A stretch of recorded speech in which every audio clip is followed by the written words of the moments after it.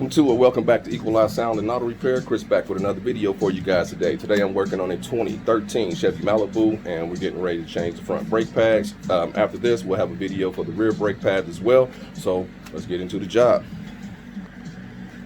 Alright, so always first, jack your car up for safety, use jack stands.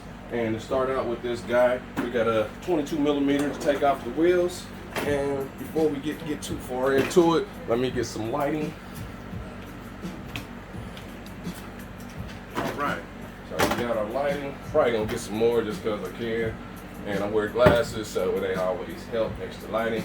But yeah, we got a lug nut missing. We're gonna replace that as well. But yeah, 22mm. And sometimes they get stuck. Smack them on the ground a little bit like that. And put it back on. And I always go in a rotation as far as the star pattern, even taking them off. Some people take them off like this, but it builds muscle memory because you're supposed to put them on in the star pattern when you go back on. So that way your wheel is set correctly. So, right. And sometimes these bolts, they'll swell up a little bit because they have like an aluminum coating on the outside, and they'll swell a little bit and they kind of stick in the sockets. So might have to pull a big diesel out. But yeah, this is probably the same as 2017 a couple of weeks ago, but just want to verify all the parts and all the well, not the parts, but all the sockets and the bolts are the same. So always verify, always verify. I might have to get big diesel. Oh, it's starting to move. I was gonna have to get the big heavy duty guy, and we'll find another lug. Alright, so we're gonna try to get him out first before we continue. Smack it one more time. There we go. Alright, so we got all our bolts. Alright. A couple smacks. Pull your wheel off. Alright. And you might need some brake lubricant or some, well, not brake lubricant, you might need some rust penetrant, some WD-40 or some PB Blaster. I usually go with the Blaster. And we're going to lubricate these things. I'll come back in here in a second with a better shot for you guys. Let's see how this is looking so far. Actually, that's pretty good on camera on a nice big screen. Let's turn this wheel.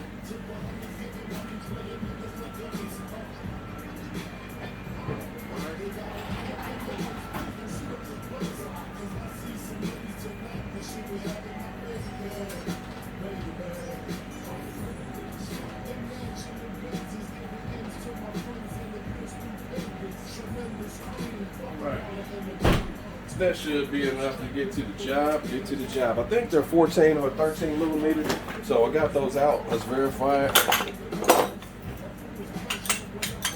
Yeah, I turned the wheel the wrong way. Let me set that up. Turn it the other way where it's supposed to be going.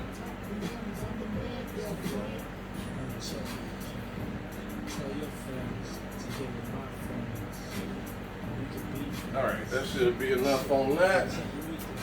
So let's get it cracking. And I do believe it's a 14. Let's verify. Always verify. And it might not be. Get my 14 short.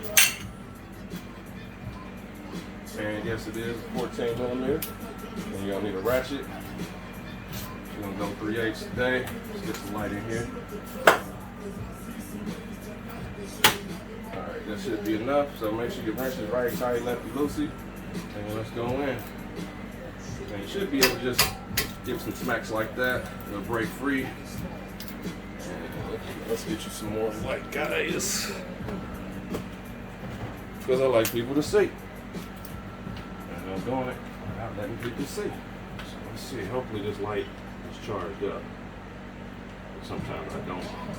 I forget. Right, that should be good enough to see the bottom. And rest in peace to my guy Biggie. Alright, so we got two 14s and we got this one right here spinning. You're going to need a giant screwdriver or something to compress your caliper over.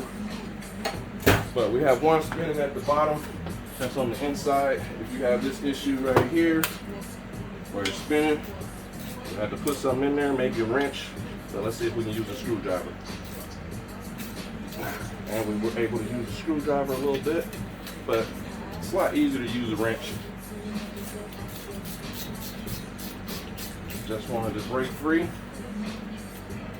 since that's a 14, let's break this one free as well a little more. Alright, that's pretty free. Actually, we're gonna leave this set up and just go with it. Longer 14. See if we can get this guy over here. And I may grab the wrong one. Yes, you did. So, let me get the right one.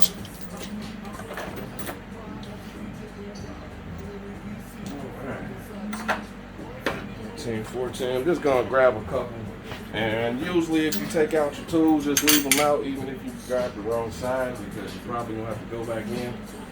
We're gonna wiggle this up and out the brake hose here, just like that. Tuck it up underneath so we got a little more access room. And these should come right on out. Have you a magnet tray like so. And I recommend you go top bottom how they came out. So top, go bottom. And that's just because sometimes the bolts, they get old and they don't want to go back the right way as far as going in.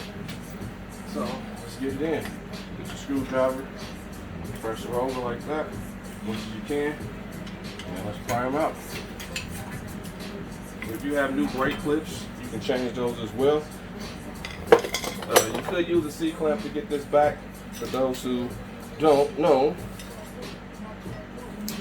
and I'm using a special brake pad spreader. This is set up to where you can use front and rear depending on that caliper style. And let's get it. Make sure this is set righty tighty lefty loosey, and we're going to spread it. So we're going to open it. So I usually set my wrench first. You can pick one of these up on Amazon between, well, at the time they were like 20, 25, but I'm not quite sure now after COVID, everything went up. All right, so we're gonna ratchet this back. Like I said, you can use a C-clamp. You can take your old brake pad sitting in here, use a C-clamp, slide it up, and start twisting it back if you need to use one of those because it has a flat top. So in this case, we got a different type of brake pad spreader, brake caliper spreader. Alright, so some of them bottom out and some of them have a lip, but I think this one bottoms out, so all you do is just keep going until it stops. Because you can try to cheat and try to put it on and you'll be putting it back in there, pushing it back. So just keep going until it stops. And if you have any binding when you're going back, you might have a bad caliper trying to go bad, or you might have a brake hose that's trying to collapse. But in this case, everything is working out smooth. So I'm gonna leave that set. Sometimes the piston, after you push them back, when you remove your brake pad spreader, sometimes the piston will back out a little bit. We don't want that, so we're gonna leave it right there. And sometimes you might need a baby sledge. In this case, we don't. I think we can pop these out. Yep, we got one, and we got two. Let's pull one out first. All right.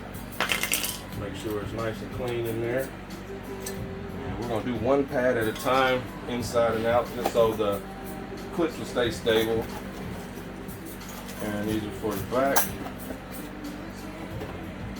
And let's grab the fronts. And so we can match them up, make sure they're correct. All right. And grab you an old pad and a new pad. Let's open these guys on up.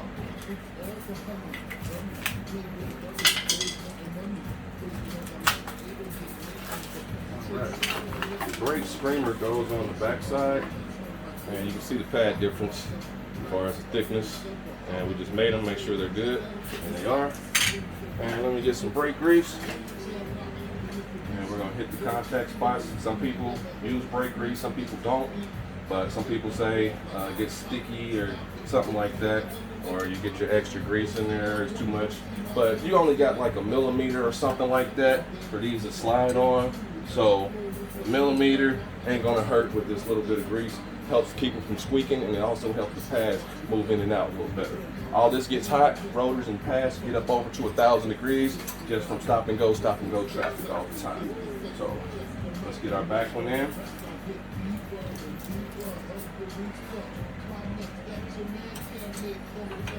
Bam, back in, and we'll hold that, wiggle out the front. Sometimes you might have to pop from the bottom as well. Let's see if we can get her out. There we go. A few wiggles. And make sure you don't have any debris or anything in your slide spots.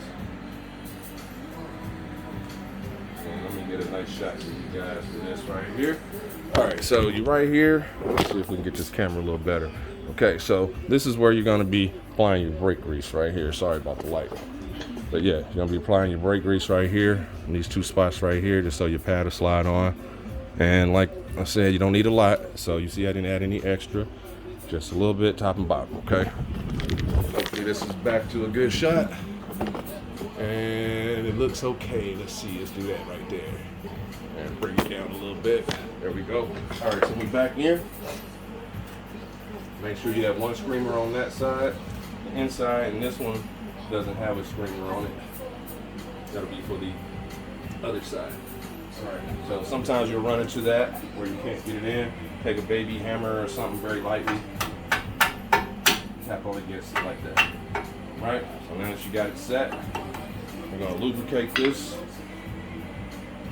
with some brake grease. Like I said, just a little bit, not a lot. You just want it to be smooth on there. Don't overdo it. It's dirt and everything does get here. So you just want a light glaze, like you're glazing a pan for a turkey or something. So just like that, we got that set. Let me grab a rag or something, wipe these hands off. And all we gotta do now is release the caliper and flip it back. So let's release our caliper. I think I already had it set. Yep. Pull this guy out. I'm not going to back it down too much, but you still got to do the driver's side. And this applies the same thing to the driver's side. Let's flip our caliper on down. And once you're done with the job, make sure you pump your brakes. Before we even do this, always check your guide pins. Let's see if they're lubed. This one's good. Uh-oh, we got one kind of sticking. Let's work her out and put some brake grease on there. Yeah, it's pretty dry. So they get dry like this sometimes and it cakes up. So take a rag, brake parts cleaner. I think this might come off okay. And wipe them up with some brake grease. And you want to put a generous amount on this because this is going to be your sliding pin to keep your caliper from moving. Otherwise, one side will stick and the other side will be moving, and then your pads will wear unevenly. All right, so we got that guy in there, and he's nice and lubed with some light. Nice and lubed. There we go. Now we can flip our caliper back, but you definitely don't want these locked up. It will not wear correctly. And let's line up these guide pins. There we go. Let's go top bottom how they came out. Get one set. Because of gravity, you can be able to work freely at the bottom versus worrying about this falling back on you or towards you. So we got that one in. And just for GP, I wanted to try out my new Milwaukee guys. So let's see how, I like that. Very nice positive. Let's see. Going up. I forgot about this bolt down here that's sticking a little bit. So let's just hold it. And you can use the screwdriver again if you feel it trying not to go, but we're just gonna go slow. I'm holding it with my fingers right now, but if it starts to move anymore, then I'll just go ahead and put a wrench right there or a screwdriver like we did to get it out. And it's tight. Don't tighten the bottom before you tighten the top. And try to tighten them as hand tight as you can. It always helps because then you'll be holding the inside, trying to ratchet it up. All right, so we got it stopped. Go up a little bit and a little more. That's tight. Go up. There we go. It's tight. And crank a little bit and double check. So yeah, all good on this side. 2013 Chevy Malibu. This is how you change the front brakes. Remember to pump your brakes after you're done. And yeah, please like, subscribe, throw a thumbs up to the channel. Hopefully this video helps you out, and feel free to look up other videos. Everybody has something to bring to the table, so that's what it do. Chris People, I Sound and Auto Repair. The next video. I'm out.